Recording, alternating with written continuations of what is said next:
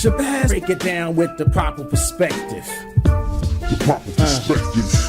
So much controversy and a lot of deception. You don't know who's coming through with the light and reflection, and whose mouth is mumbling, trick knowledge deceptive. Shabazz break it down with the proper perspective. So much controversy and a lot of deception. You don't know who's coming through with the light and reflection, and whose mouth is mumbling, trick knowledge deceptive. Shabazz break it down with the proper perspective. Shabazz break it down with the proper perspective. Break it down with the proper perspective.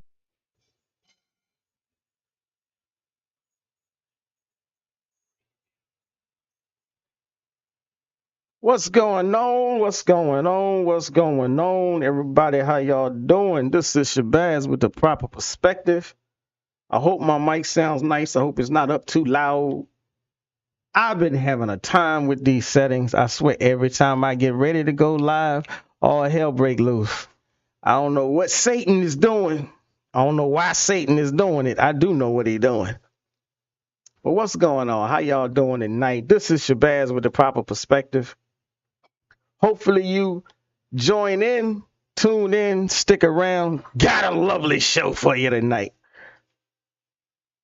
Gonna be going through some of the lies that the FBA crowd likes to tell. Maybe I'll move my mic down a little bit because it seems like it might be up too loud.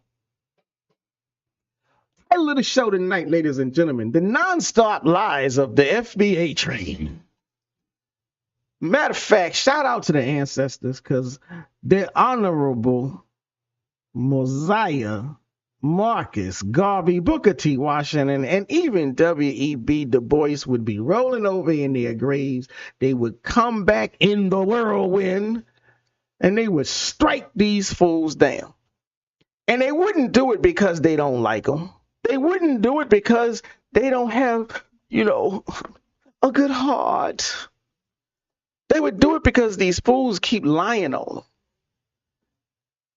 Main thing going on with these FBA clowns are the lies. Or rather, I should say, the main thing I'm fighting against are the lies. I don't care if you want to delineate. More power to you. I champion your idea if you want to delineate. But if you want to delineate, why don't you just go off to yourself and delineate like them white folk did? They wanted to delineate, and they went and built themselves a little town so they ain't got to worry about folk. And folk ain't got to worry about them. The Amish delineated, and they went on and built themselves some towns and some villages and some cities, and they ain't got to worry about folk. And folk ain't got to worry about them. That's when you know you really bout something. If you want to be left alone, then you get to stepping. But if you want to be all up in the mix, and if you want to cause controversy, then you jump on everybody else's platform and start issuing contrarian opinions for the sake of having a contrarian opinion. And that's what you see more of. At least with some FBA types. I'm not going to cast the net that wide. I'm not going to say every last FBA is caught up in a maelstrom of miscreant behavior. But the loudest and the proudest talking point kings and queens, they doing something unscrupulous. And I'm going to stand by that. So on as an opening beat, like, share, and subscribe. Like, share, and subscribe. That's what I want to do. Now, I'm trying to see if I can get, I had a couple of other little pieces of software that I was trying to work on. And what I was going to do is simulcast onto a couple of other apps, platforms. And so I'm trying to get that situated while I do this little gift of gab yapping of mine. So if you are just getting ready to tune in, I'm going to come back with you, play my intro a little bit, and let me get these other platforms rolling. With the proper perspective. the proper perspective.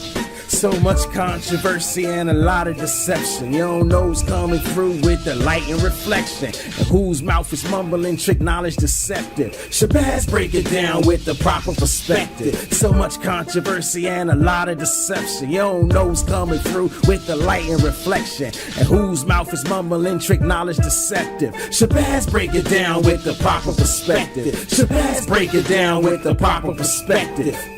Break it down with the proper perspective.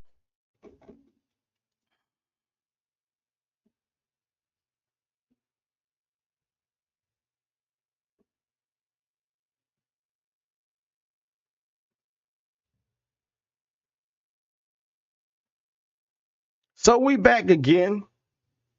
Got the at least one of those platforms rolling. So I'm coming to you live on YouTube, and I'm coming to you live on TikTok. YouTube.com/@theproperperspective. Hope you like the theme song. If you don't, say something in the chat. Maybe I'll create a new one.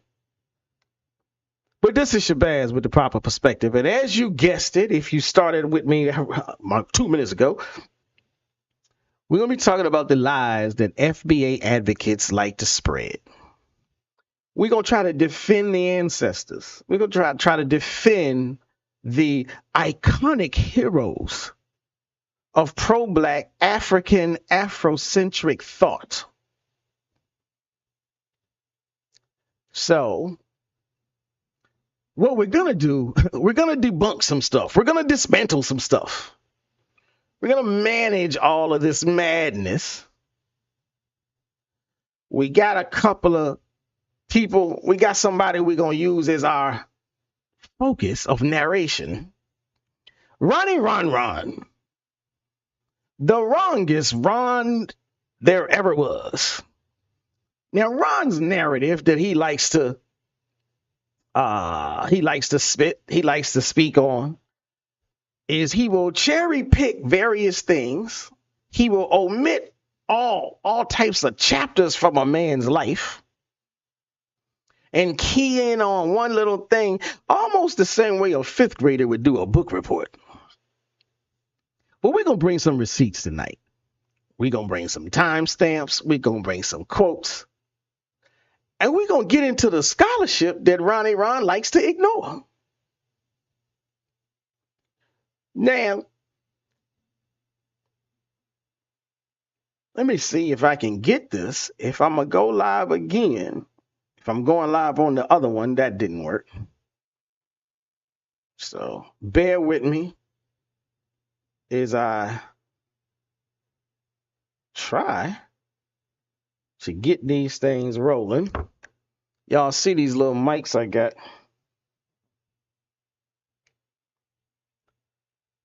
And we're going to see.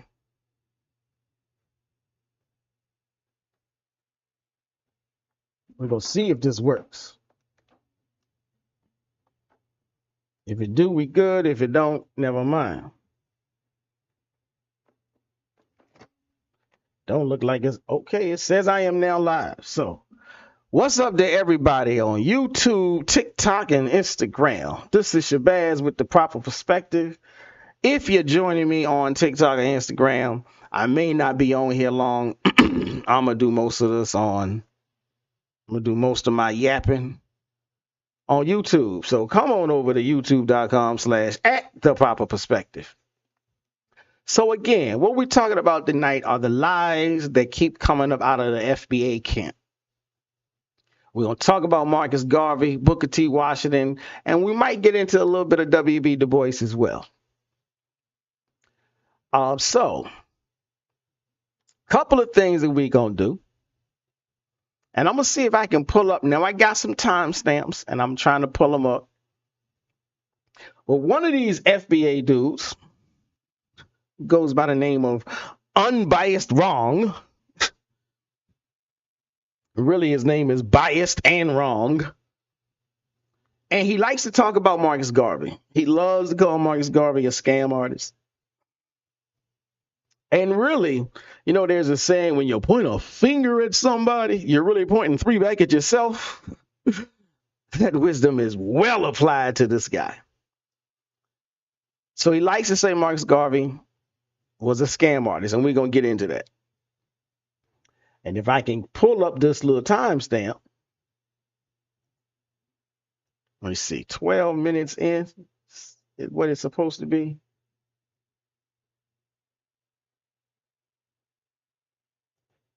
And this is not working out in my favor. So until I get it, I'm going to see about, whoa, the live ended. Interesting. Well, I told some people before that Instagram is trying to block me. And this is further proof. So again, what we're trying to do tonight is get this, trying to get these timestamps rolled up. And for some reason, all technology is working against me. Let's see. Here we go.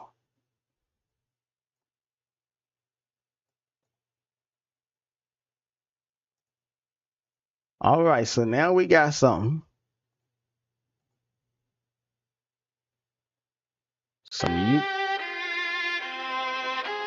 Okay. Now we getting somewhere. We're going to get to the jump to specific time.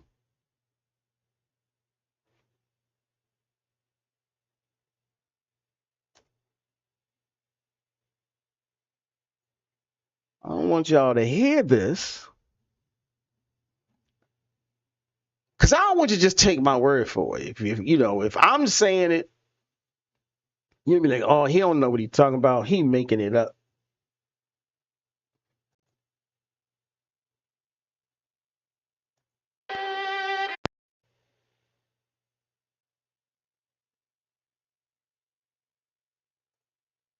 But here we go. It's a Pan-Africanist.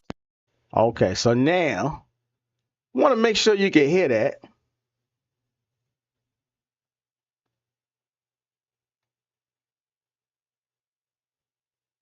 All right, so here we go. Well, now we're gonna get it. Now we're gonna get it situated. Make sure you can hear it. Make sure you can see it. So we got this guy, very colorful artistry. He claims himself cooking Marcus Garvey and the Prince of Pan-Africanism, Dr. Umar. Now, I ain't gonna do a whole lot of conversation about Dr. Umar. Rarely do I do a whole lot of conversation about Dr. Umar. I've been way in the background about Dr. Umar, so I'm gonna let all y'all other people, y'all can do what y'all do to talk y'all smack about him. I just ain't been there. But I am gonna do some talk about the lies that this guy wants to tell. So let me know if y'all can hear this. Ideology, and a lot of us would say, yeah, that's a foreign ideology. We don't believe a black foundation of Black American would come up with that. We were not. Oh, I'm gonna get to that a little bit later. Let me get to this time frame though. So here we go.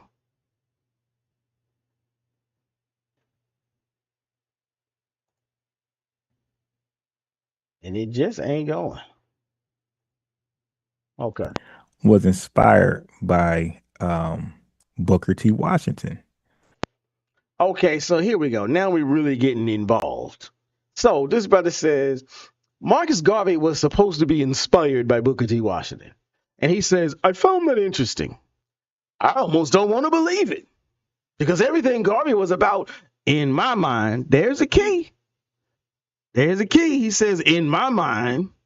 So he telling you right off top, he don't have an open mind for what scholars say. He don't have an open mind for what research say. Somebody told him Marcus Garvey is only about taking foundational Black Americans out of the country, and he's running with it. He ain't picked up a book. He ain't read the speeches by Marcus Garvey. He ain't read nothing about the trial. He just running with somebody told him. That word of mouth, he say, she say. But he's supposed to be, he says he's a learned man or enlightened man and a reasonable man. So he says that in my research, he was 180 degrees different from Booker T. Washington. Now, I ain't making this up, and I'm not putting words in his mouth. I'm playing it so you can hear it.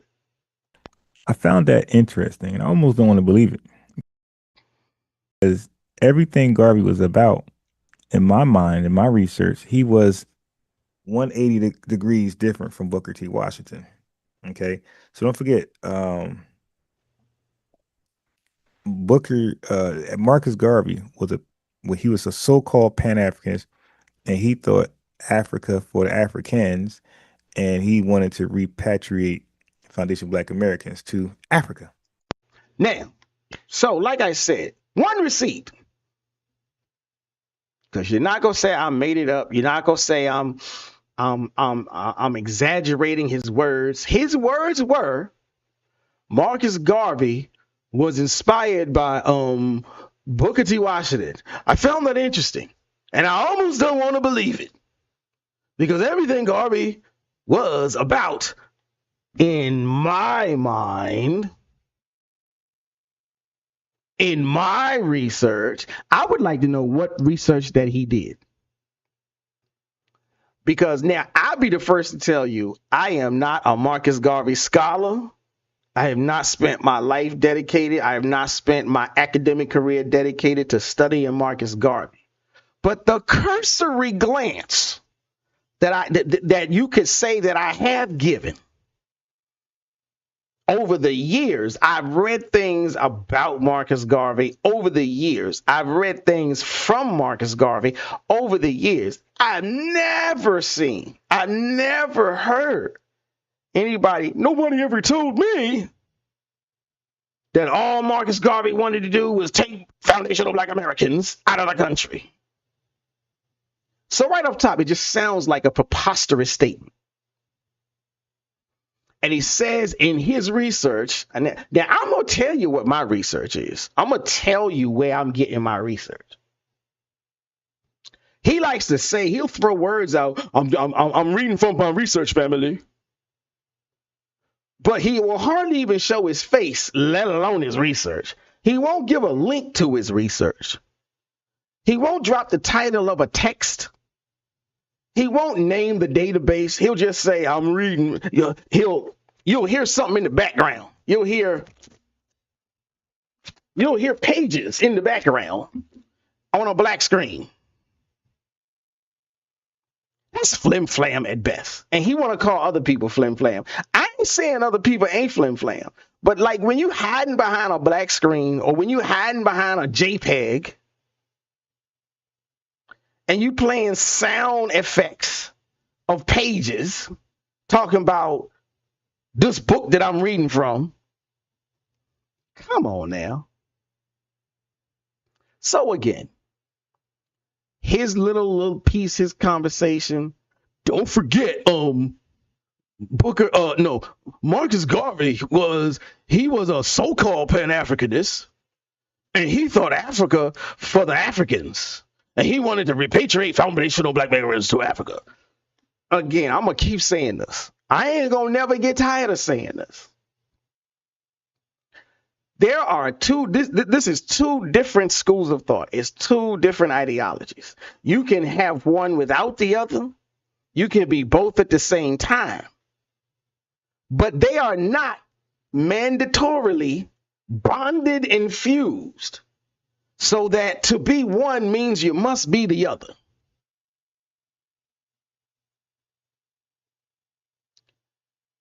Let me go live again. Everybody out. The spirit world is out on attack. FBA lies. And I am being... So what's going on? what's going on is my broadcast is being cut. Instagram done shut me down once. TikTok done shut me down once. This is quite interesting. So, but again, what I was saying was he gets on these little tirades, and it is as if he is incapable of thinking beyond an elementary level. Now, I don't really mean to really try to go at and attack this brother per se. I rather try to frame this like people who think like this. But the notion is, the idea is, the issue is, when you fuse or when you confuse Pan-Africanism with repatriation. Now, I'm not saying that Marcus Garvey wasn't both. I'm specifically saying that he was in fact both. But for you to say that because he was both means he was only about one thing, that's false. Marcus Garvey was a Pan-Africanist. Marcus Garvey was a repatriationist. They're two different things. Now, in addition to that, just because you are a repatriationist doesn't mean you want to take everybody back with you. Marcus Garvey only wanted 10,000 people. He didn't want everybody. Marcus Garvey deliberately said, I don't want to take everybody. Marcus Garvey spent time building institutions in this country, and he had full intention of keeping them running and operating while he was in Africa building more institutions. So to think he wanted everybody out is just patently false. He wasn't going to open the institution and say, hey, let the white man run it. He opened up a school. He opened up a grocery store. He opened up a laundromat. That means he was building something in this country.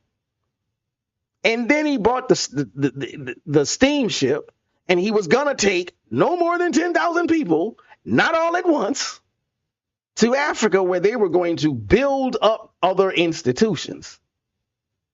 So that's leaving a whole mess of foundational Black Americans still here. He wasn't forcing anybody to go.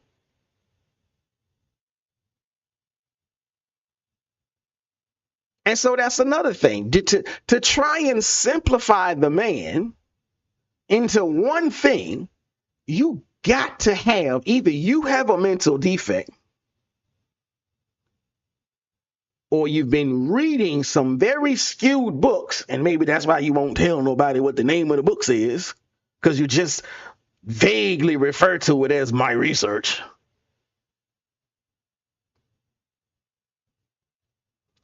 Now, later on, he says,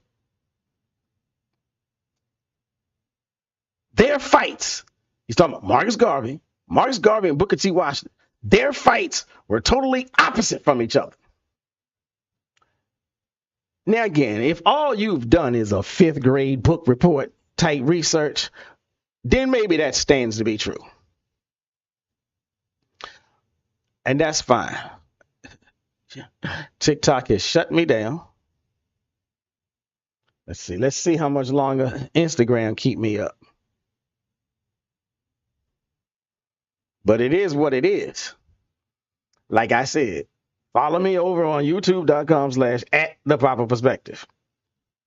So, what are we talking about here? We're talking about FBA liars. We're talking about ADOS liars. We're talking about the preservation of African American, Black American, and African diasporan giants and heroes. That's what we're talking about.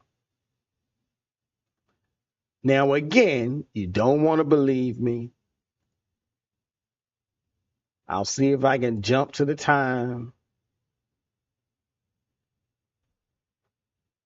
and pull that one up to the screen. because I'm all about receipts. So here we go. So you can hear him, what he says. Views on what should be done. Their fights were totally opposite from each other. Their fights were totally opposite from each other. Now, if you say, well, wait a minute, you cut that off. Hold on. Let me get back to that section.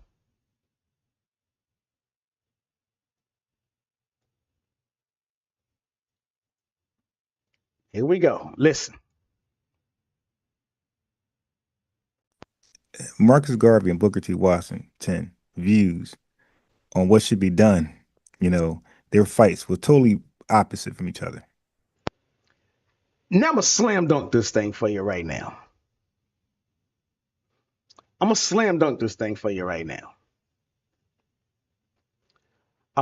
So that's one of his comments. So here's what I'm going to say. I'm going to come back to the big screen. Their views were totally opposite. If the only thing that you have studied about Booker T. Washington is one speech, you might be on solid ground. If the only thing that you know about him is the Atlanta Compromise, you might be on solid ground. But it behooves you to do real research.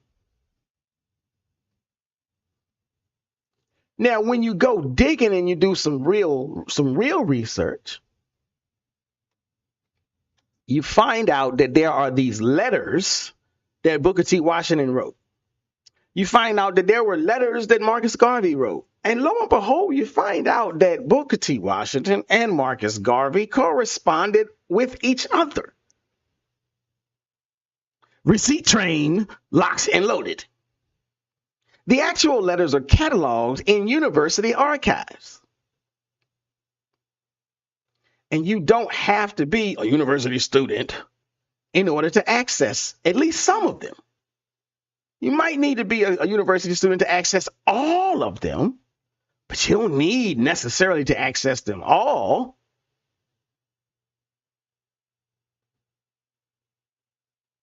Now, Garvey wrote to Booker T. Washington in September of 1914. And in the letter, he said, the situation of my race. Hold on, let me find this. I don't think I have it, but let me see.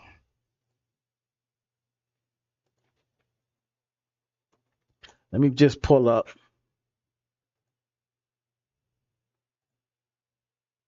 Since I'm talking about the brother,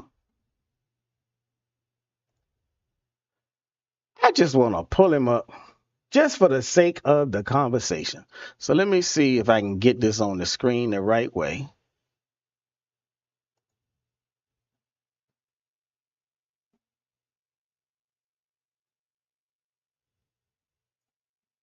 And that might be like an artistic version.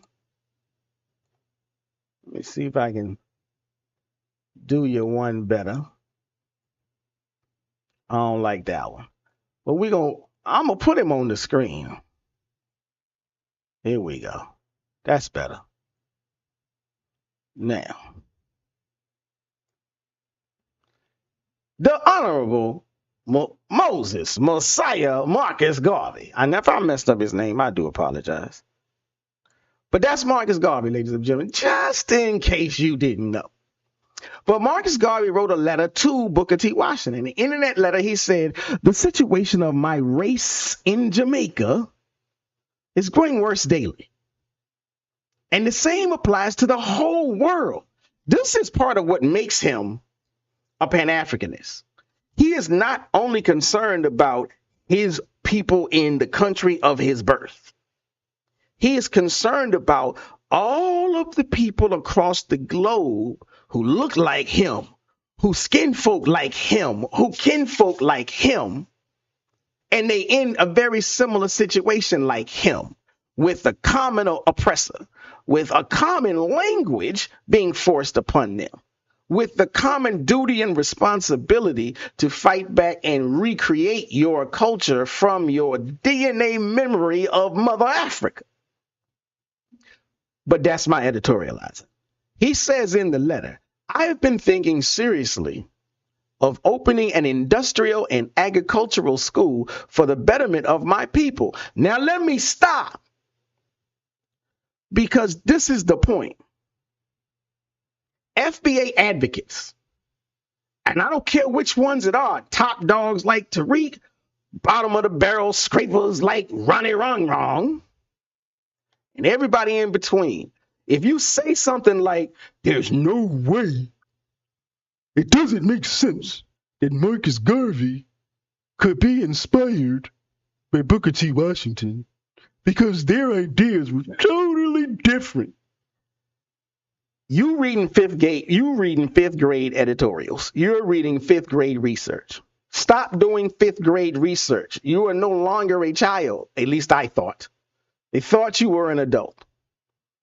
Marcus Garvey's, I'm gonna say Marcus Garvey's primary rationale for being inspired by Booker T. Washington was institution building. That is an aspect of nation building. And when you're building institutions, when you're building nations, those are the elements, the characteristics of a certain school of thought that a lot of people are trying to malign. That's what Pan-Africanism is. Pan-Africanism is about building your institutions to help your own people. And it's about recognizing that whatever you do in your birthland, you can link up with other people in their birthlands, and y'all can make some stuff happen. So again, let me go back to the Marcus Garvey letter.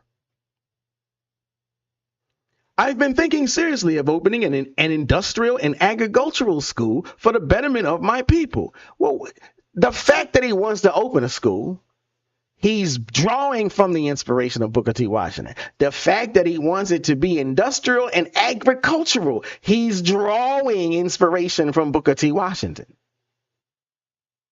Because that was the bread and butter. That was the bulk of what Booker T. Washington was building, an industrial and agricultural school at Tuskegee.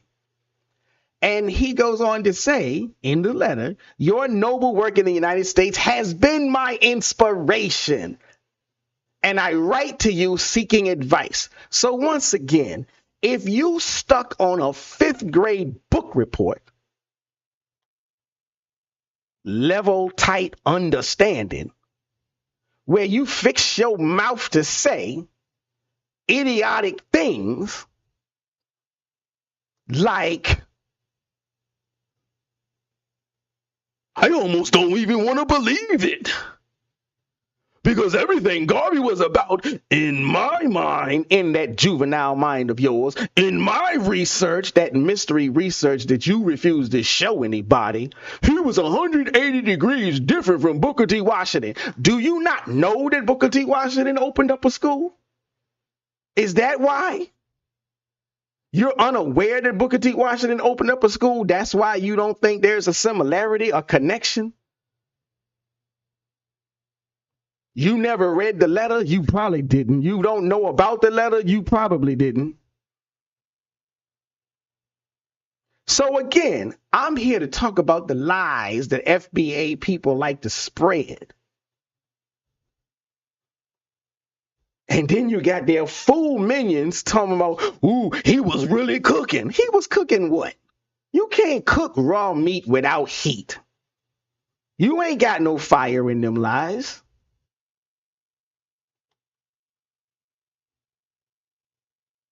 So again, we have a letter from Marcus Garvey written directly to Booker T. Washington, and and he tells him, I'm inspired by the fact that you opened up a school. I want to open up a school too.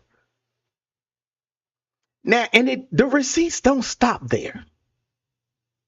What you mean? The receipts don't stop there. I'm going to come back to the big screen. And just for the sake of, just for the sake of a decent visual, I'm going to move on to the next letter. Because the next letter comes from who? Booker T. Washington himself. So Booker T. Washington receives the letter. Booker T. Washington reads the letter. And Booker T. Washington writes back. He responds to the letter. Again, a lot of FBA advocates say, it just don't make no sense. I don't know why anybody would say that Garvey and Booker T. Washington had anything in common. The two are 180 degrees separate. Well, Booker T. Washington didn't think so. Booker T. Washington put pen to paper. And he responded. He invited Garvey to visit Tuskegee. Now, sound like a decent relationship to me. He actually said in his letter, I shall be glad to have you come and see for yourself what we are trying to do. I believe you will find many things here that will be of value to you in your own work. So again, wrongy wrong, biased wrong, wants to say in his mind, in his own research, I'll bet you a fifth grader could do a better job than what he's done. They're so 180 degrees separate, different. It don't make no sense for anybody to say Garvey was inspired by. Here's one of the things that kill me. If he really wanted to be on his FBA flex, it would have made more sense for him to say, you see, family, these other immigrants they've been coming over here trying to get our ideas. It would still be a xenophobic, stupid, and idiotic thing. But at least it would coincide with the correspondence, the communication between the two great giants of black male leadership, than to simply say they ain't got nothing in common. I don't know why silly boy Ron can't understand how Garvey could be inspired by Washington. I will say reading is fundamental. These letters make it plain. Both men focused on institution and business building. Now, you got to be slower than a turtle not to see that.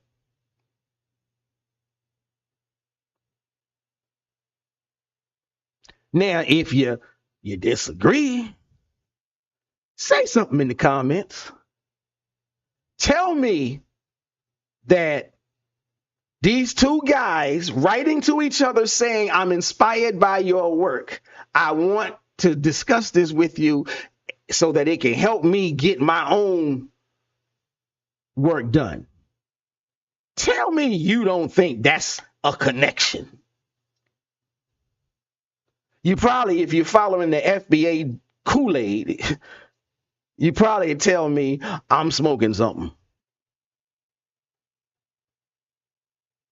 Now, I'm going to move on because we got quite a few seats to fill on this FBA train. But I'm going to go back to, let me go back to the big screen for a hot second. I need to pull up these transcripts again. I need to pull up these timestamps again. Because here's another, what should we call it? Should we continue saying that the man is a liar? Or should we just say he is confused? Or should we just say he is poorly read, poorly researched? But he wants to reduce Booker T. Washington to a docile accommodationist. You know why? because all he do is read the talking points. Now, I know if you don't know how to research, and that's not a shot. I'm not taking a stab. Really, I'm not. There's plenty of people that don't know how to research. If you don't know where to research, then you can easily walk down the wrong road. But if you are unbiased, then you check your you check your certainty when somebody says, I got different books. You check your certainty when somebody says, well, did you read this? Now, like I said, I'm giving receipts. I'm giving receipts in this in this live, and I'm gonna drop links at the end of the show. But if we move, so like I'm gonna move up, because like I said, I don't want y'all, don't take my word for it. Don't take my word for it that FBA people talk like this. I'm gonna let you hear it. And so let me pull up the timestamp.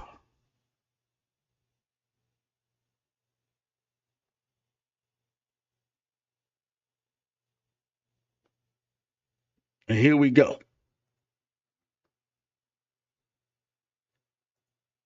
Than mass political activism. This was part of his broader philosophy known as the Atlanta Compromise, where he emphasized vocational education, self-reliance, and economic development over direct challenges to segregation. Now again, so you heard that, right? You heard that. I'm gonna run it back. I'm gonna run it back. Go back to that specific time. But this is what I'm going.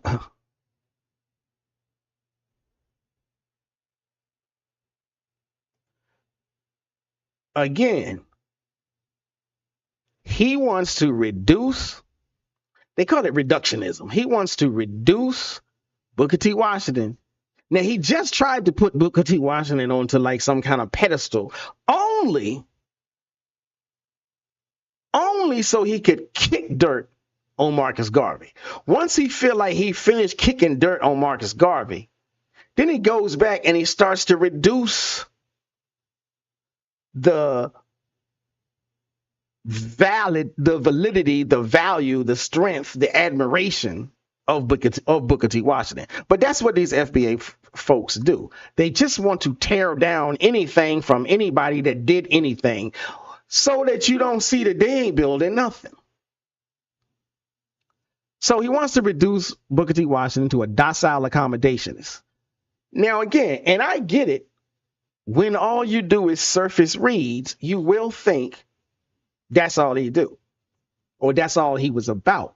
But that's because you do a surface read. Now, understand, because most of us end up in a situation where all we were privy to was surface reads. When we go through the public education system, we don't get deep dives into Black history. We get as surface could possibly be.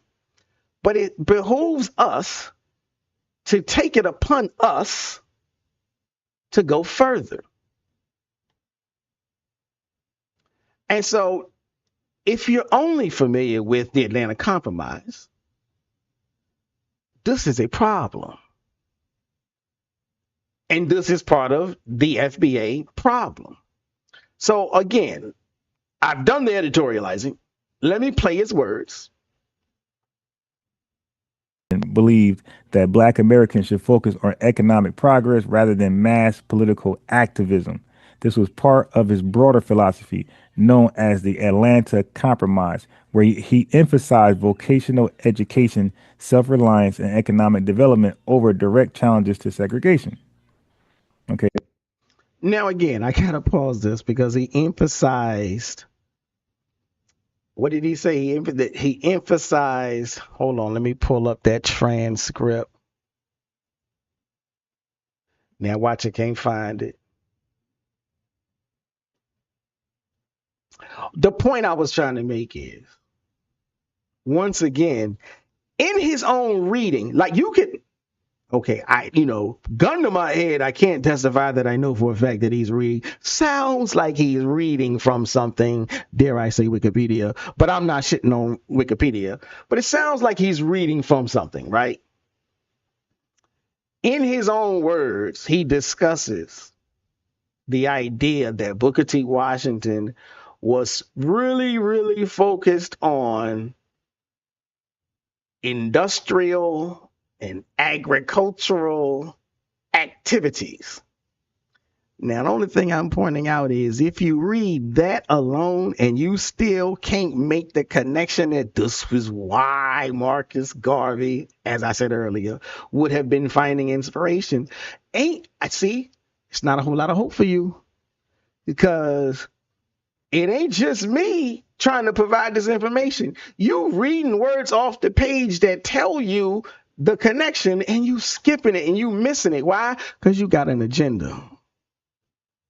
You have an agenda and you hope people ain't really listening as you read through your talking points. But let him go on. Let him go on and cook. Okay, so now that's the issue that some foundational Black American scholars of old and today had with Booker T. Washington. Okay, he was going to just say nothing and just, hey, let's just work. Let's just show them by just working hard. Let's not challenge the system. Okay, so that's the part where Foundation Black Americans be saying, hey, Booker T. Washington was on some coon SHIT, which is true. See, again, like I said, first he wants to put Booker T. Washington up so that he can knock Marcus Garvey down. Now, once he's finished knocking Marcus Garvey down, now he wants to go back and pick up Booker T. Washington and throw him to the ground. But that's the FBA model. Now, again, yes, there's always been some scholars that did say Booker T. Washington was a little too integrationist. Yes, there's been some that might have actually called him a coon, much like we call FBA people a coon. But my point is, we all need to be doing deep dives into our history. We all need to be looking below the surface. And as Betty Shabazz said, find the good,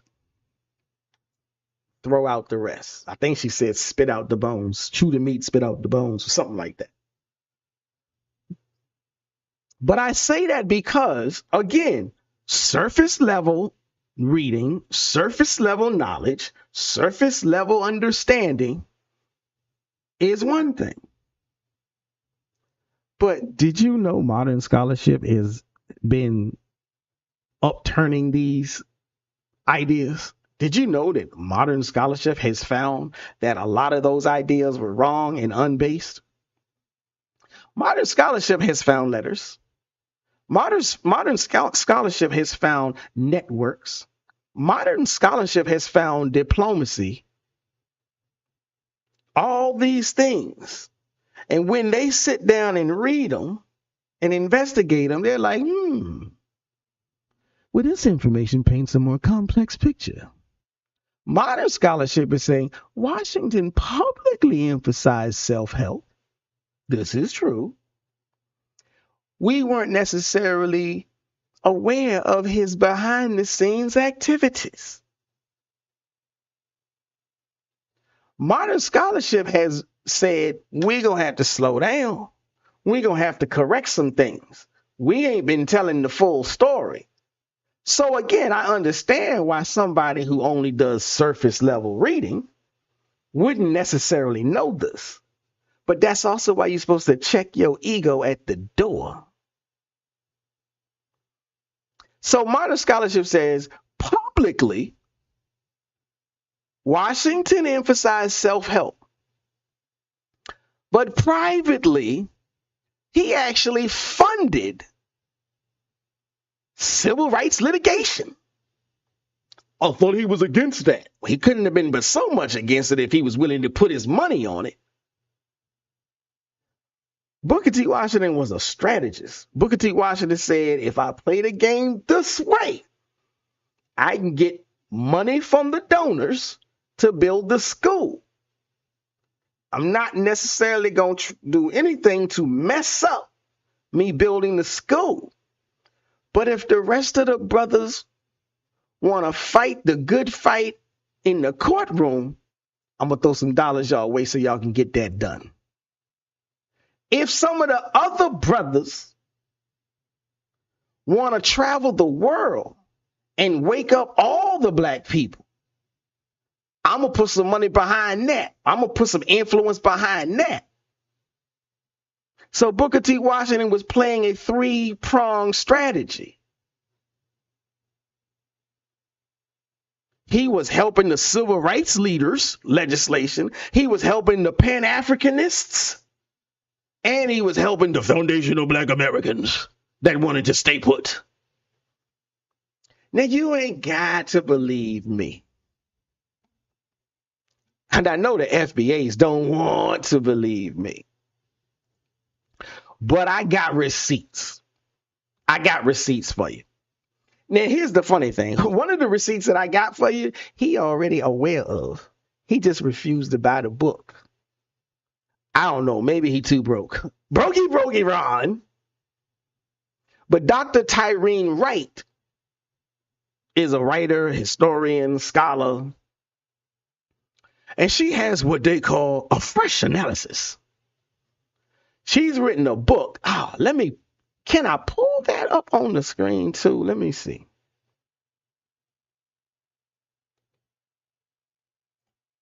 Let me see if I can pull this up just so you can see.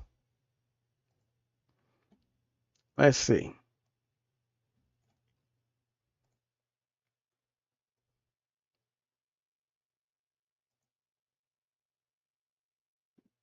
Now, I may not be able to get this to fit on the whole screen.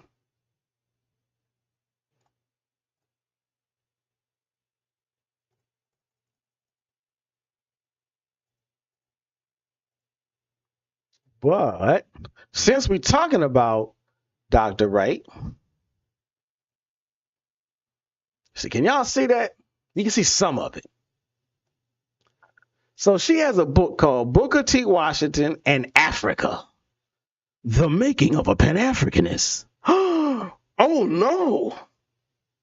Oh, no. How dare you say Booker T. Washington was a Pan-Africanist? Well, this goes against what my high school teacher taught me. This ain't in the Tariq Nasheed talking points. How come Yvette Carnell didn't tell me? I'm sorry that you reading the childhood, the 5th grade book reports. I'm sorry that you only reading the talking points from people who don't have your best interests at heart. And I'm sorry that you're so far down the road that you don't even know how to walk it back. But hey, here come the receipts anyhow. Dr. Tyreen Wright's book, Booker T. Washington in Africa, The Making of a Pan-Africanist. This is key to this conversation right here. What she delves into, what she discovers, what she's informing the reading public, keyword, the reading public, is that Booker T. Washington spoke out against atrocities in the Congo Free State. He served as vice president of an organization called Friends of the Congo. And he even took time to direct efforts. He lobbied the White House. This might not be on the Wikipedia page. This might not be in the Tariq Nasheed talking point book. Sorry. But this is what happens when you don't do any research. You just grab the notes from somebody else. She also discusses the fact that during the Liberian crisis, Booker T. Washington hosted and facilitated negotiations that helped shield Liberia from European encroachment. She also discusses the fact that Booker T. Washington helped defeat the racist, and get this, because earlier he said Booker T. Washington was only about staying here and working for the foundational Black Americans, and then he tries to shit on him. Well, Booker T. Washington took time to fight against the African exclusion measure. Y'all don't know what that is? Do y'all know what that is? It was a measure that targeted workers of African descent.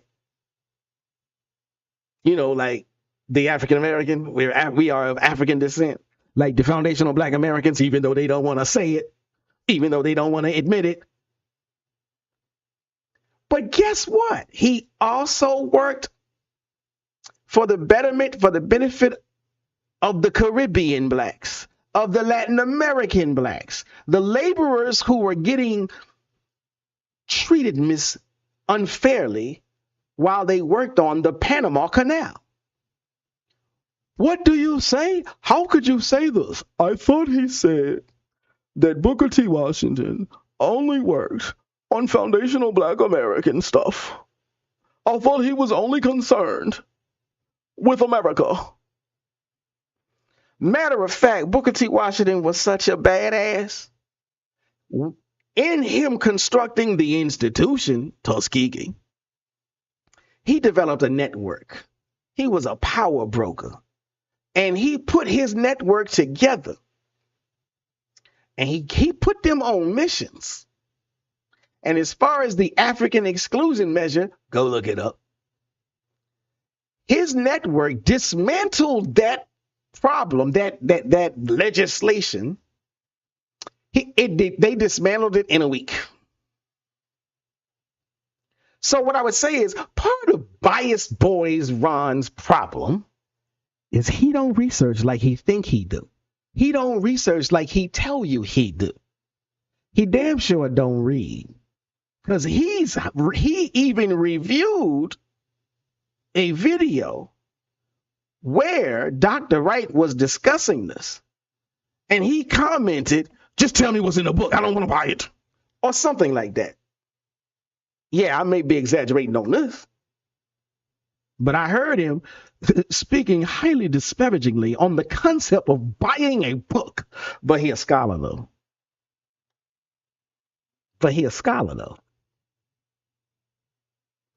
So he don't read like he think he do, like he pretend he do. Washington's correspondence, as I showed with Marcus Garvey. Wright's scholarship, as I just discussed, and I'm going to go a little further with it.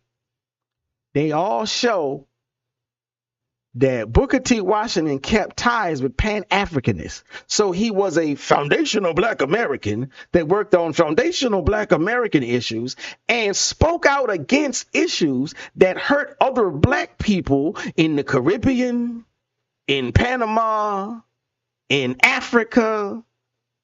Well, that would make him a Pan-Africanist. Because a Pan-Africanist says, a Pan-Africanist thinks, a Pan-Africanist believes that whatever happens to Black people in America will and can happen to Black people in the Caribbean. Good or bad, whatever happens to Black people on the continent of Africa will and can happen to Black people in America. Good or bad. We rise together, we die together, whether we like it or not. But like I like to say, you ain't got to believe me. I got more receipts.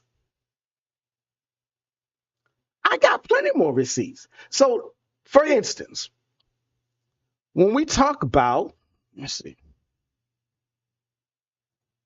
So when we talk about the Congo, Booker T. Washington and his connection with the Congo.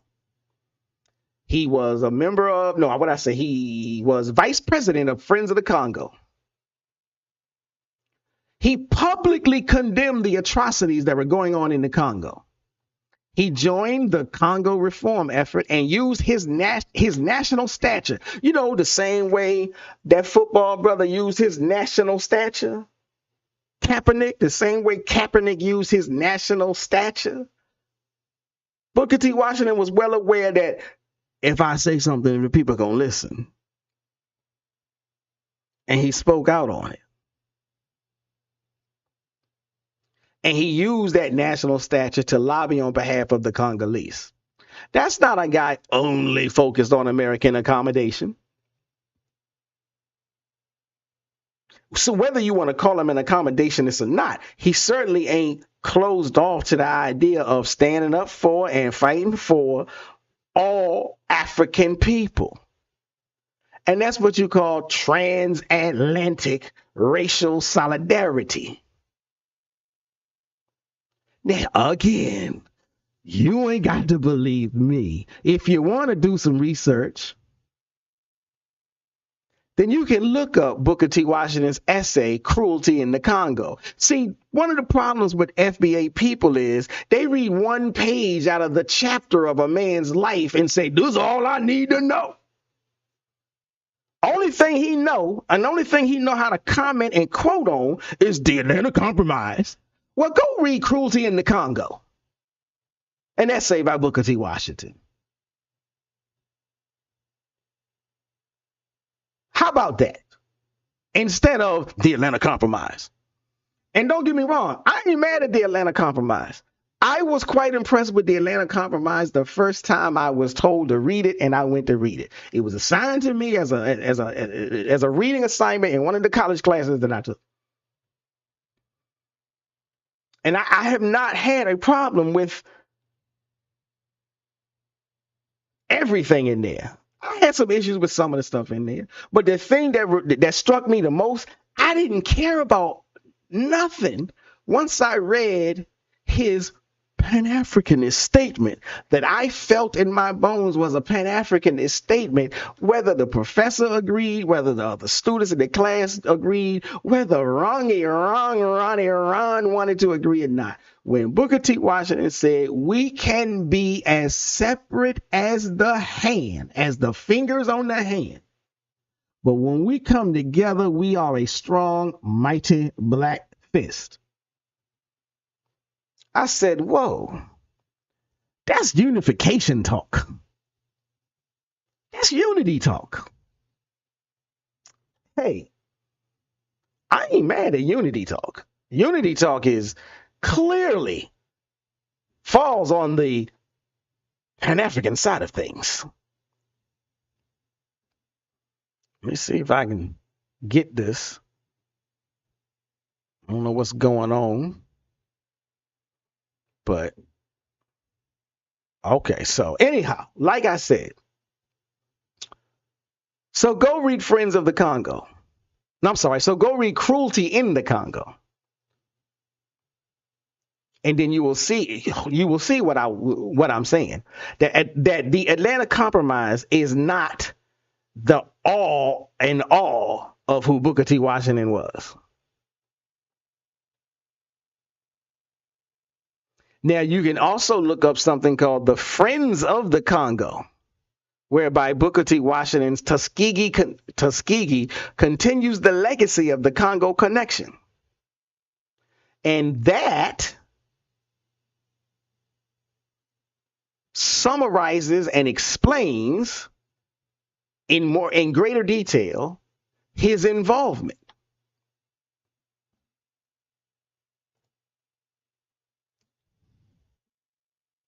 And if you don't believe me, family,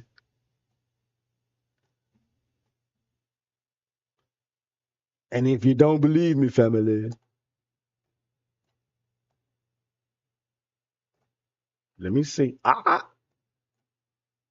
right, let me put this. Here we go. Just for a hot second, I'll show you one more receipt. Let me see if I can get this on the screen. Now, might be hard to see. Raising consciousness about the challenge of the Congo. So again, friendsofthecongo.org. There's your website.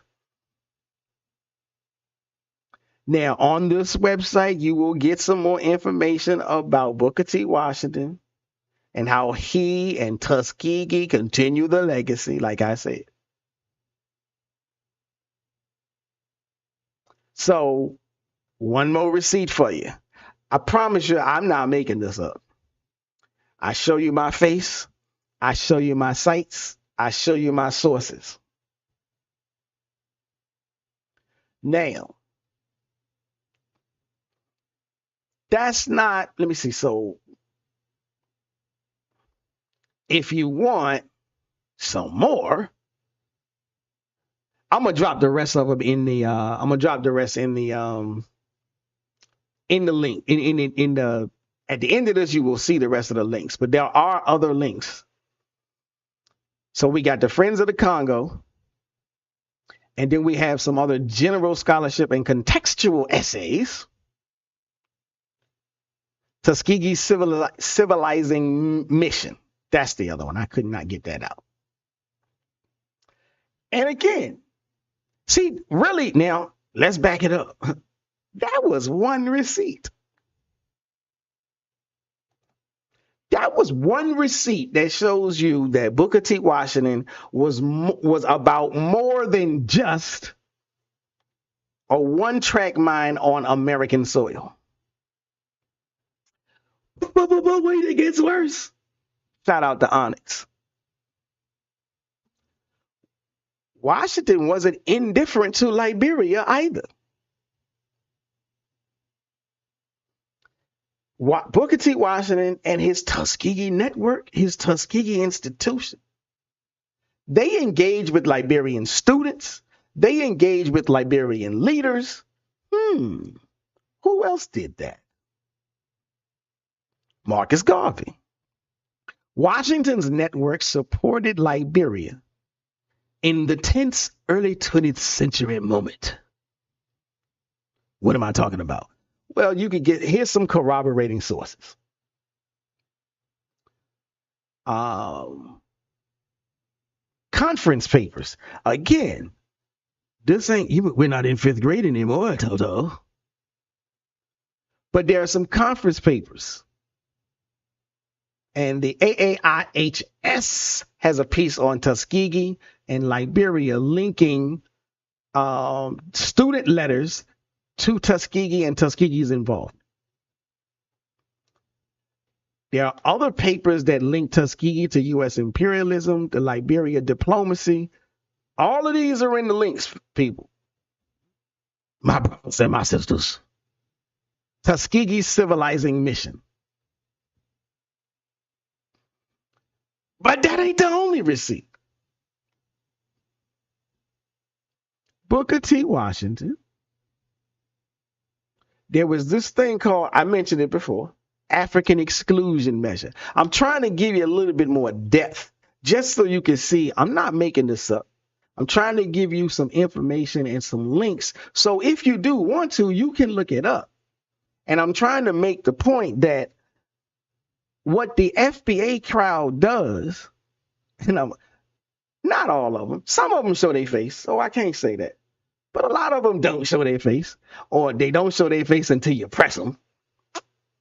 But show your face and I show your face. A lot of them claim they're doing research. They don't show the research. They just editorialize. They just speak off the cuff because they mad about something and they can let it fly because they got the gift of gab. But when they let it fly, they let it lie. So I've shown you Booker T. Washington going outside of the confines of the contiguous 48 and dealing with Liberia and dealing with the Congo. So that makes him a Pan-Africanist. Then he stepped on down. He came back to the west side and he took a look around and he said, our African descendant cousins, brothers and sisters in the South American region are having a problem. We need to go check in on that. We need to pull up.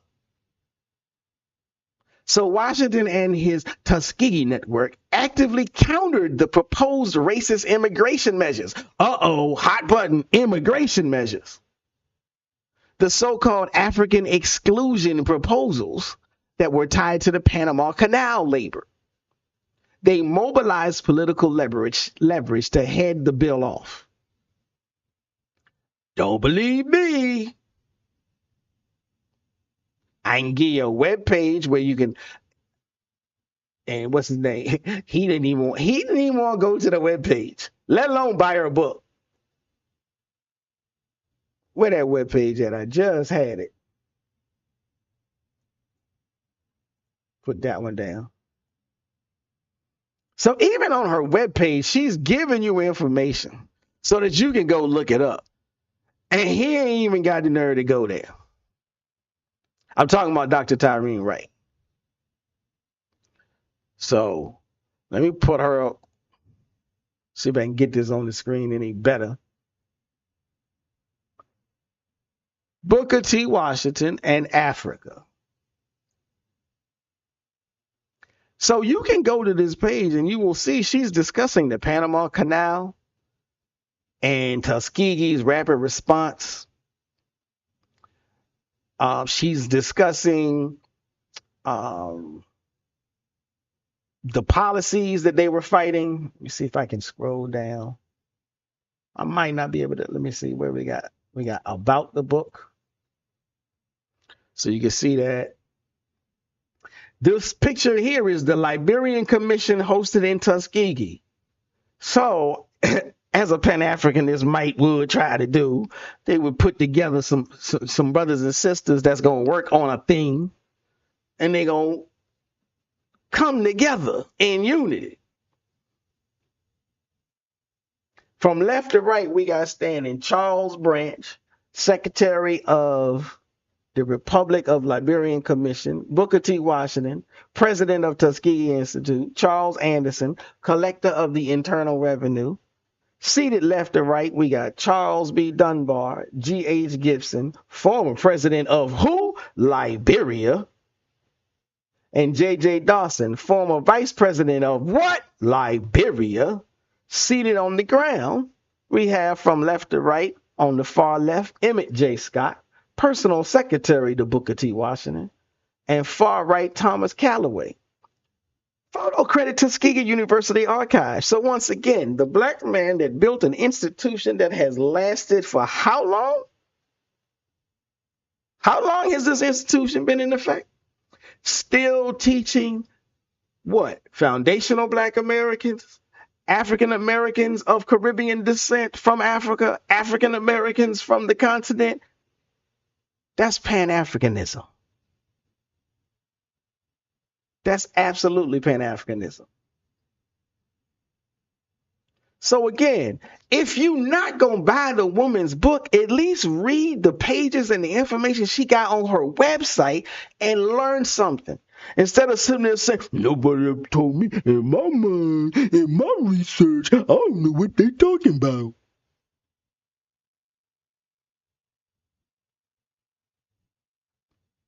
Now I'm gonna move on. I'm gonna move on. Next stop on the Wrong Express. On the Wrong Express. Nonstop service to misinformation station. We're gonna go back to this Garvey thing again.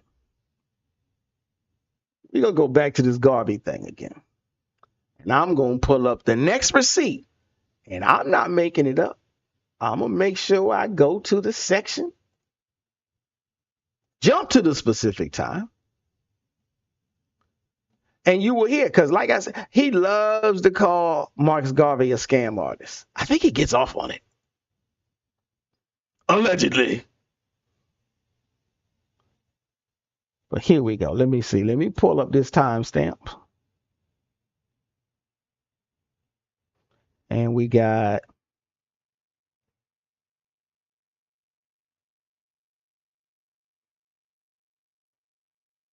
so here we go with a timestamp. And let me pull it up to the screen.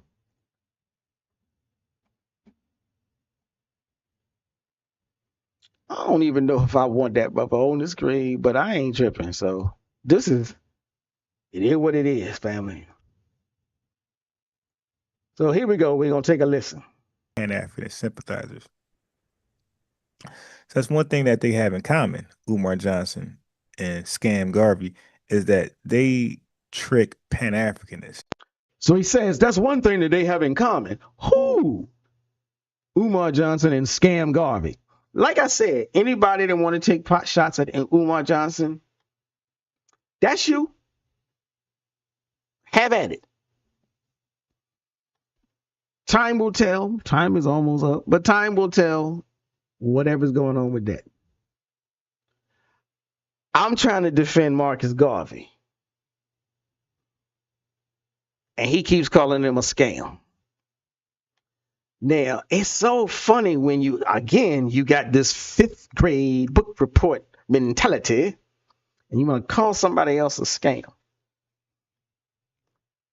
So I'm just going to play a couple of clips so that you see I'm not making it up. I'm not saying something that he ain't saying. He calls the man a scam every chance he gets.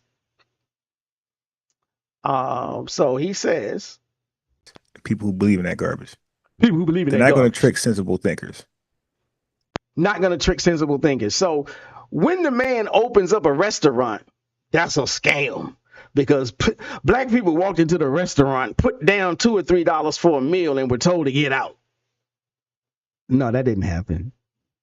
He opened up a restaurant. People walked in. They paid for some food. They got their food. They liked their food. When he opened up a laundry, people walked in with their dirty clothes. They paid a fee. They got their clothes cleaned. But that's a scam. Why? Because it's a black man with a business and he ain't got one.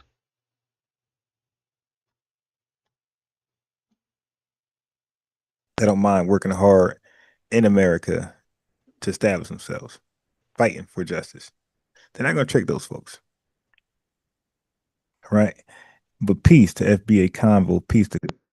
So again, this notion, this fool is so caught up on Marcus Garvey being a scam. Marcus Garvey was tricking people. Well, he tricked the Pan-Africanist people. He can't trick the hard-working foundational black Americans. You yourself have been tricked. Like I said, there's so many receipts.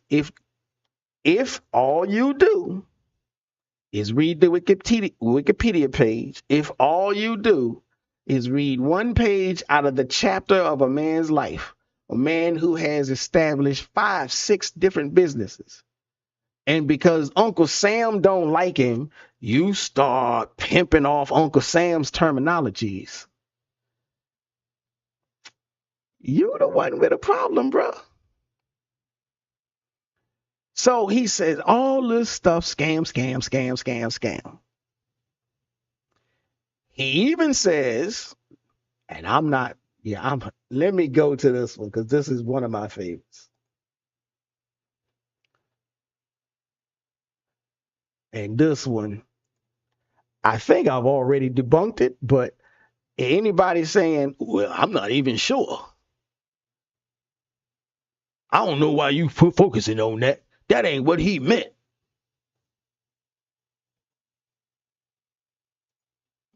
Let's pull up this receipt. Now, we just doing some straightening. Just some straightening. Okay, so Booker, so just to conclude real fast on Booker T. Watson, we'll move on to the scammers. So Booker T. Watson did not support black immigration to Africa. So Booker T. Washington did not support black immigration to Africa. Okay, but he did support standing up for Africans. He did support helping to fight for Liberia, for the Congo. So again, what I said at the top, you don't have to have any desire whatsoever to go to Africa, to move to Africa, to travel to Africa, to visit Africa. And you can still be somebody that believes them people, my people, we fight together. It doesn't matter if he did or didn't support immigration to Africa. He threw some money out there so that people could fight for Africa. And again, he's only making the point so that he can say this. And believe Foundation Black Americans should stay in the U.S. to build economic power. So he would have been against Marcus Garvey, just like A. Philip Randolph. So he would have been against Marcus Garvey, just like A. Philip Randolph. Now I ain't gonna deal with A. Philip Randolph. Bit of a classicist, I think, but anyhow. Again, in Ron's mind, Booker T. Washington would have been against Marcus Garvey. Yeah, he would have been against Marcus Garvey if he wasn't. He would have been against Marcus Garvey, but he wasn't. I've already shown you can rewind it back. Play the tape back. Because I've already shown the receipts. How you gonna say the man was against him when they wrote letters to each other talking about the advancement and the betterment of our people? He invited him to the school, but he was against him. They both had the same desire of building institutions and opening up businesses, but they ain't got nothing in common. So I just finished lambasting this fool for his elementary school level knowledge about Booker T. Washington, a man who was deeply concerned with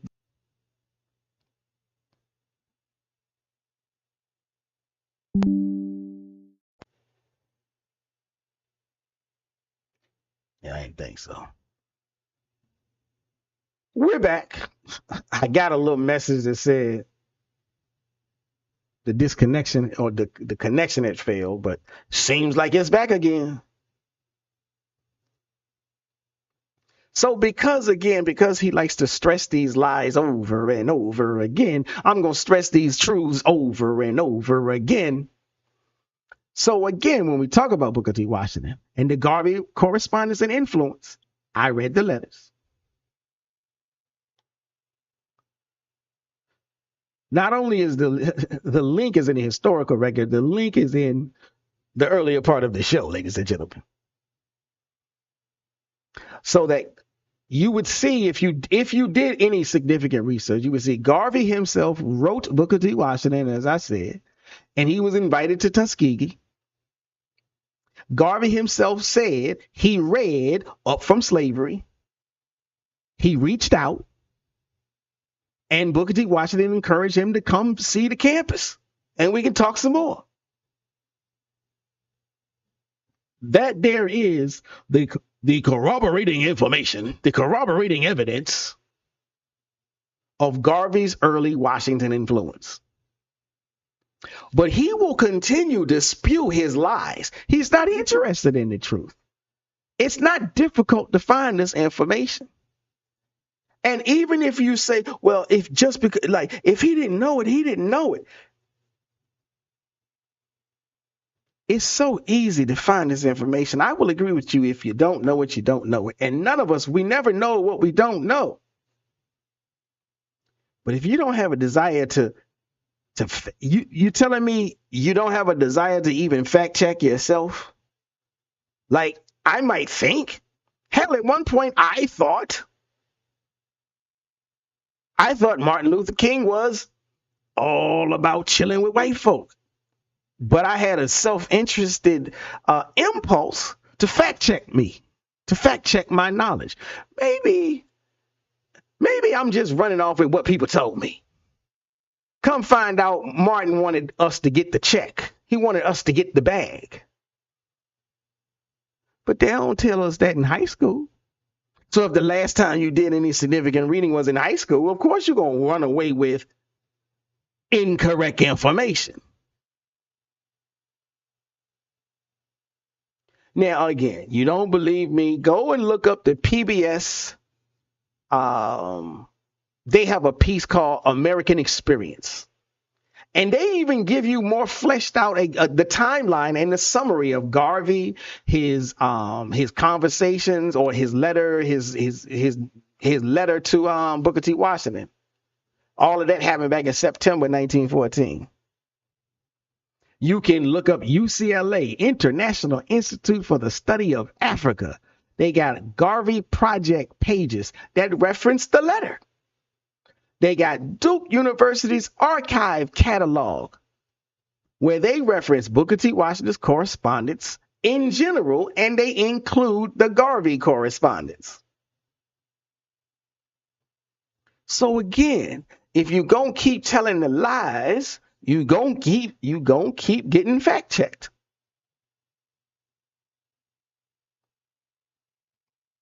And he goes on and on. Now I'm gonna tackle the scammer. The only way that could be true is if you're gonna tackle yourself. And so we're gonna get into this whole thing about the Universal Negro Improvement Association, because he loves to call this man a scammer. So here comes some more receipts.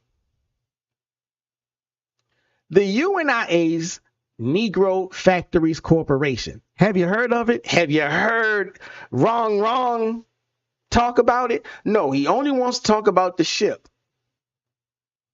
Like I said, if you got 6 businesses, 5 are successful, 1 failed, and everybody wants to talk about your 1 failure, that's a bad 8. That's telling me I'm disconnected again. Okay.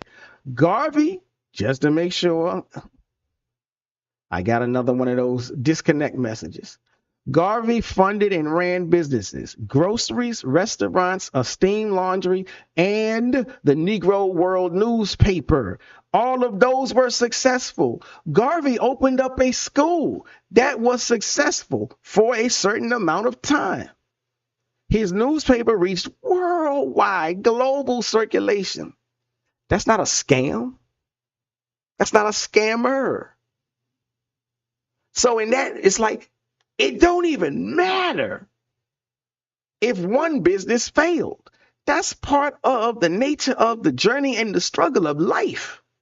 If you want to be an entrepreneur, the first idea that you come up with may not be the right one, may not be the successful one. Ain't that what they tell everybody?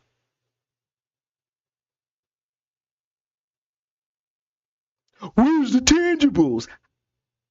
If a grocery store ain't a tangible, I don't know what is. If a laundry business ain't tangible, I don't know what is. You people don't want tangibles. You just want to sit in your blacked out corner and call names and spit out lies. But you want to say Pan-Africanism produced nothing. Yeah, it produced nothing but a school. It produced nothing but a newspaper. It produced nothing but scholars. It produced nothing but presidents of nations. Pan-Africanism, especially inspired by African Americans, is what drove Kwame Nkrumah to becoming the first president of Ghana. That was a Pan-Africanist person.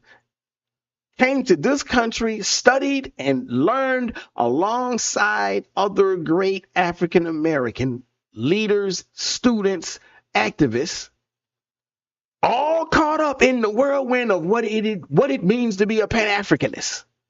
And he went back to lead a country. And it's not just him. Where are the tangibles? They sitting right in front of your face. If it was a snake, you'd be dead. It would have bit you by now.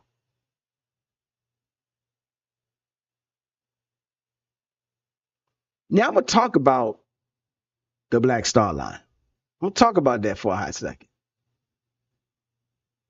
Because he wants to keep saying he's trying to take all of us out of here. He won't take Black Americans out of here.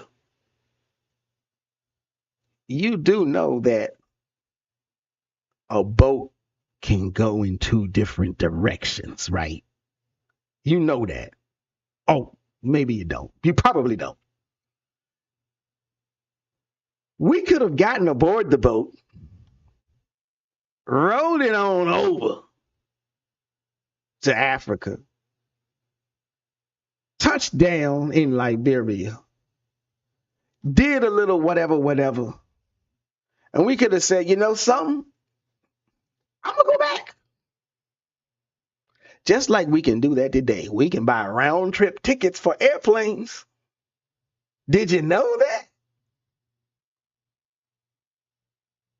What I'm saying is, just because the man wanted to take people, black Americans, foundational black Americans, African Americans to the continent, doesn't mean he wanted to force them to stay on the continent.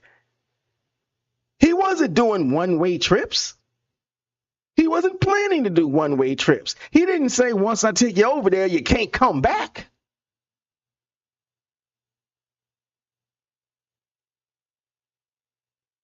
It wasn't a one-way move, people. It wasn't exodus divestment. That's fantasy. That's bullshit. Garvey spoke of moving people and goods. Let's not forget that. Garvey spoke of moving people and goods back and forth. He wasn't going to just drop you off and now you stuck on your own and you can never go back. You could buy a one-way ticket, you could buy a round trip ticket. But he was taking people and goods. Why? Building diaspora links. The shipping business is not a one-way course. It's not just about departures. It's back and forth. But silly boy Ron thinks boats only go one way. Sorry to inform you, it was a both and venture. Shout out to anybody that's into like African spirituality. Then you might catch that both and. African spirituality is real big on trying to break some of the shackles that have been stuck on our Abrahamic minds. No offense. Everything ain't either or. A whole lot of stuff is both and. And this is one of them. Now, if y'all ready for a few more receipts, we can get it going. The Negro Factories Corporation, the Negro World, the Black Star Line, those are the tangibles. So contrary to the nothing burger claims, contrary to the nothing burger that is Ronnie Ron, his ideas, his lies, his piss poor scholarship, the UNI created the Negro Factories Corporation, which had groceries, laundries, restaurants, a mass newspaper, Negro World, and an ambitious shipping venture, Black Star Line. And that is the only thing that would be considered a real failure. They were all tangible. One was a failure. Don't believe me? You can look up the National Humanities Center. They have a short history of Garvey and the UNI. And they specifically discuss his enterprises, his business enterprises. This is a tangible. Now, I'm sorry, it doesn't make you feel warm and cozy if you've been sipping the FBA Kool-Aid. But truth is truth. If you want to get really scholastic with it, then you can go get yourself a JSTOR account. There's an essay on the JSTOR database entitled Marcus Garvey's Journey Began in Central America. And it details on Negro World and Black Star Line, its promotions, its aims, etc. But that's on JSTOR. And if you tell me, well, I don't have access to that, I ain't got money to be, you don't even need money. You can log on, you can sign up to JSTOR for free. That's an academic worldwide database, and you can have access to it as long as you got an email address. But that's too much like right. Ronnie Ron can't do no research like that. The pages of research that he got came from Tariq Nasheed or the COINTELPRO book. You want to go look up an academic paper? check out W. Mitch, Western Michigan. There's a scholar, I forgot the name of his work. What was it? I may have to come back and get that one later. But the W. Mitch Scholarship, they have work specifically on the UNIA and the ACL that catalogs institutional efforts.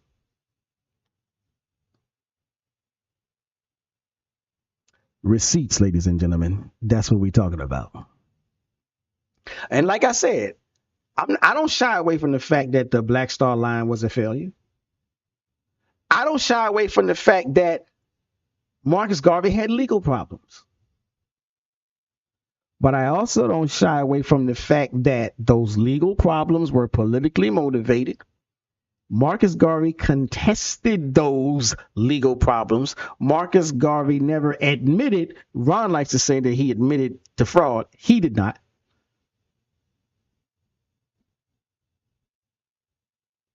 But the Black Star Line failed as a business, not as a Pan-African ideology. It simply failed as a business.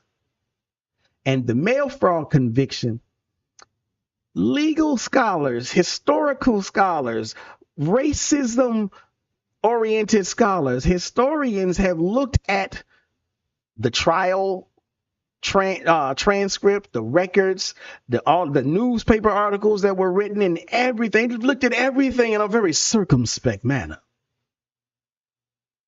And they say there was a whole lot of sabotage and political targeting,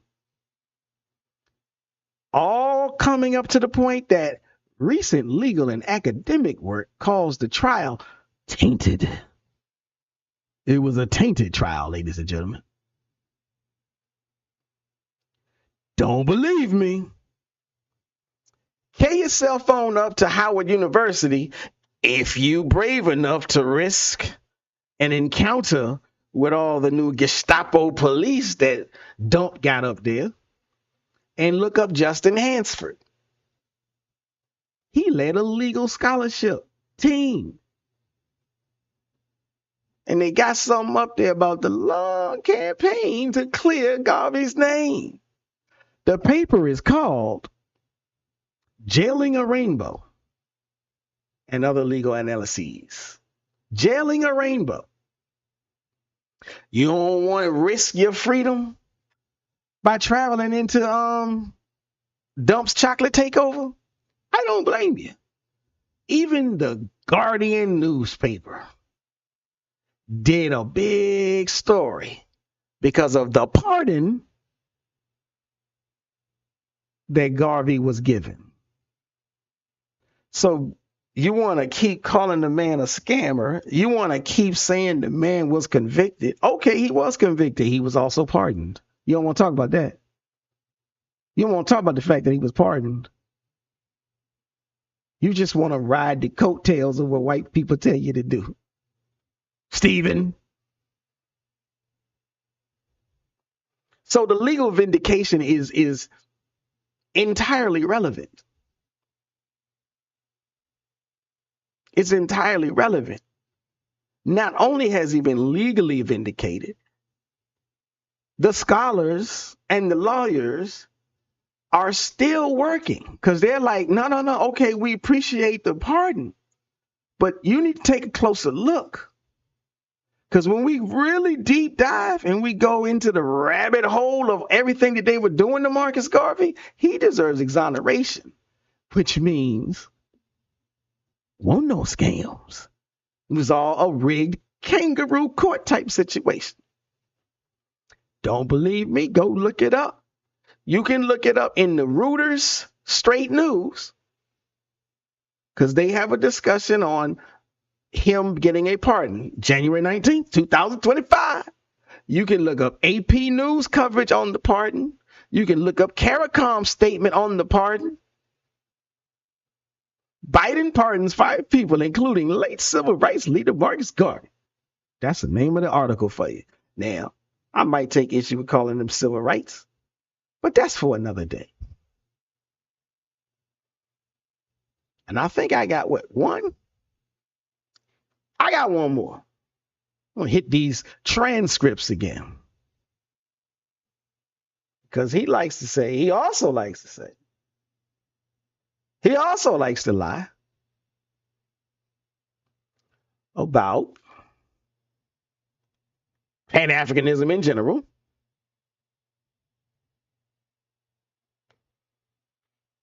And I'm going to tell you what he says.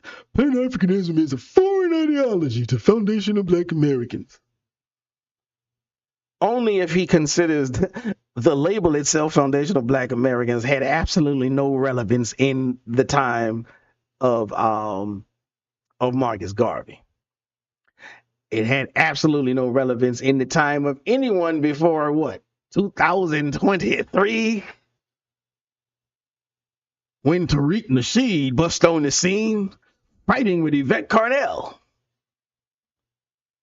That's the only way you could accurately say Pan-Africanism is a foreign ideology to foundational Black Americans. Yeah, because y'all ain't been around but for like 2 years.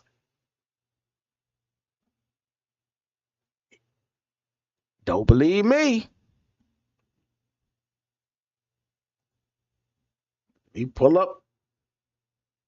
Let me pull up the liar.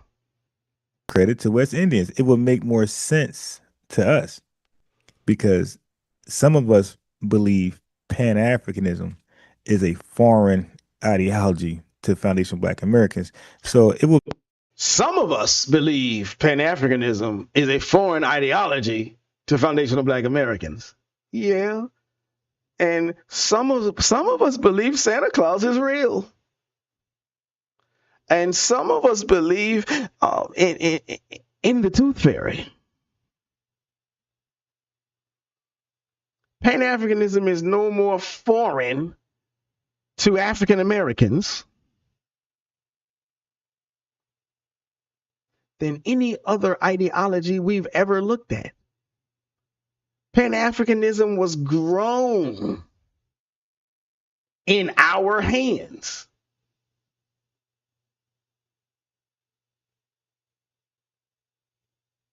So there's no way it's foreign. But he goes on to say it's a foreign concept. Yeah, that's a foreign ideology. This is a doctrine that is foreign. And here's the thing. Anybody can have a thesis. Let me put on my English professor cap. Anybody can have a thesis. Your topic sentence is interesting. Your supporting points, however, fail horribly.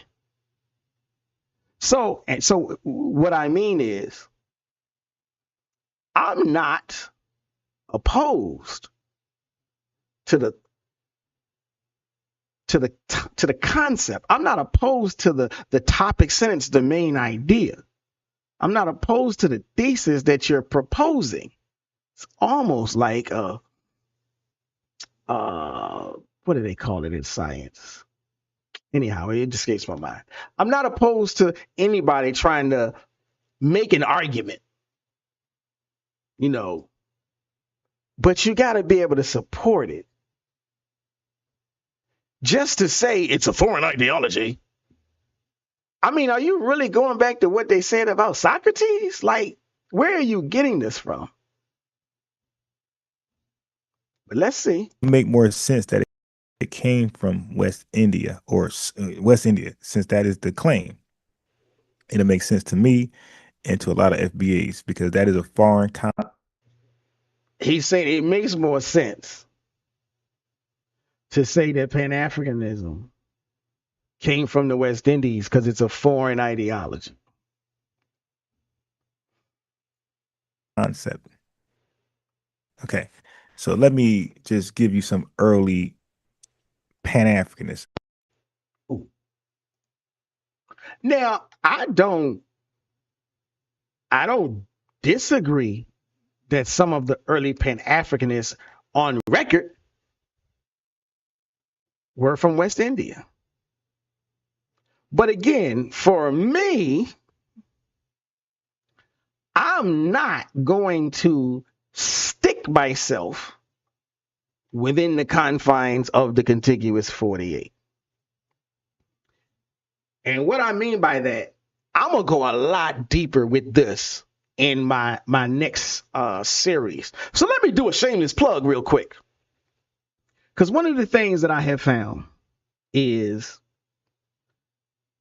this lie spewing man, he ain't going to stop.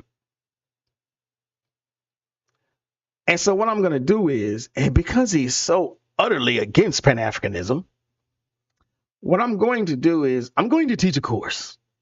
Now, slow your roll, hold your horses. This ain't one of those scam strategies to get money out you. My course is free.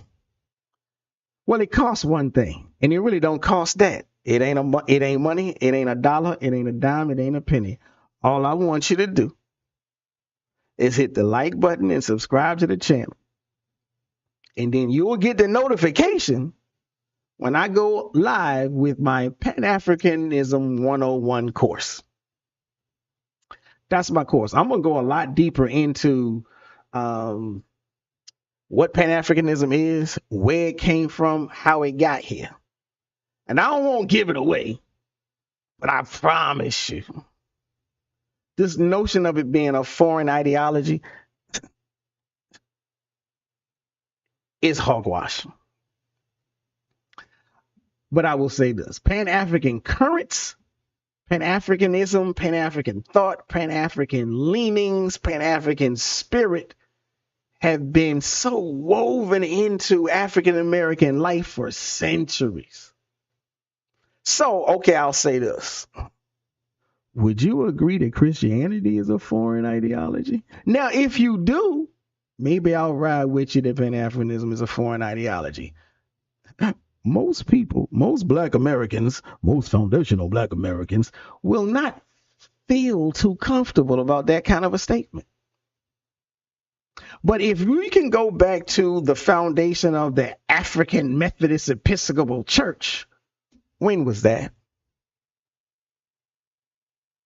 If we can go all the way back and start dating the African Free School, when was that? So trying to call this a foreign ideology, you are purposely, deliberately erasing lineage. And I thought you said you wanted to preserve that. Now, here's the thing.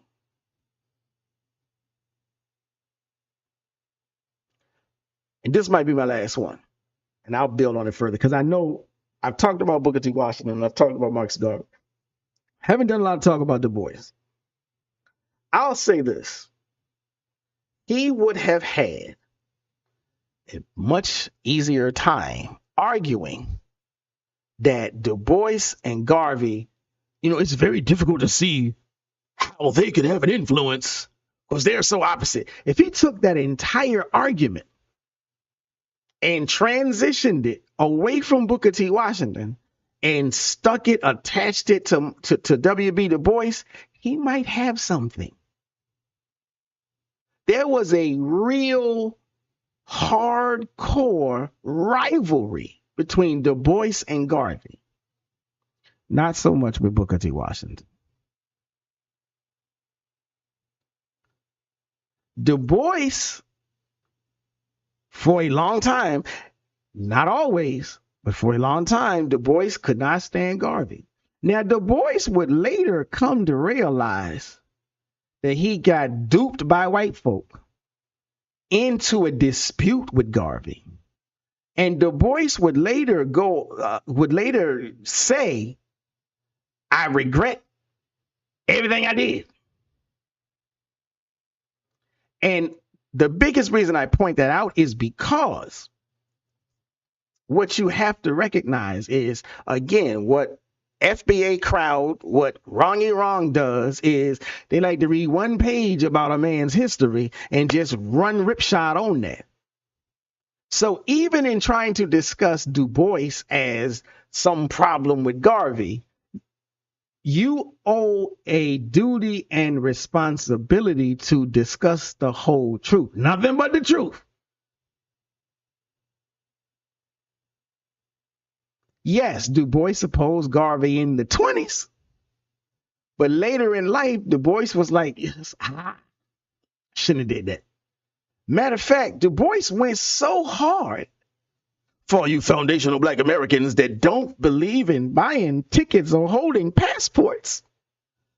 Du Bois renounced his U.S. citizenship, moved to Ghana, worked in Ghana on helping to create one of its first broadcast networks or systems, and essentially said, I'm never going back there. Now, if that don't undercut the simplistic Du Bois was opposed to Pan-Africanism take. Don't believe me? PBS is your new friend. The PBS American Experience have an essay on Garvey and Du Bois and their rivalry. There's several biographies that are also discussing this. There's a PBS piece on Du Bois's later life in Ghana. Because while in Ghana, he worked on his last living project was the Encyclopedia Africana project, where he was trying to pull together everything he possibly could about the histories of African people and the continent of Africa's connection to the entire Black diaspora. But again, if you're only reading Tariq Nasheed's talking points or that 5th grade book report, you wouldn't know none of this.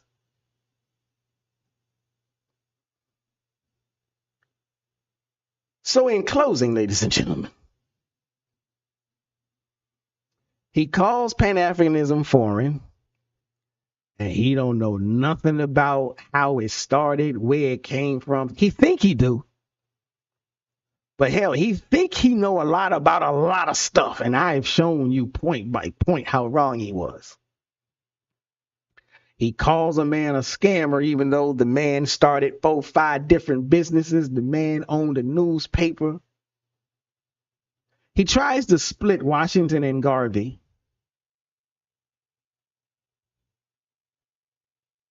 I just showed you how the two men wrote letters back and forth, how they were looking forward to a personal meeting, how one said, I'm inspired by your work and I want to know how to do that for myself.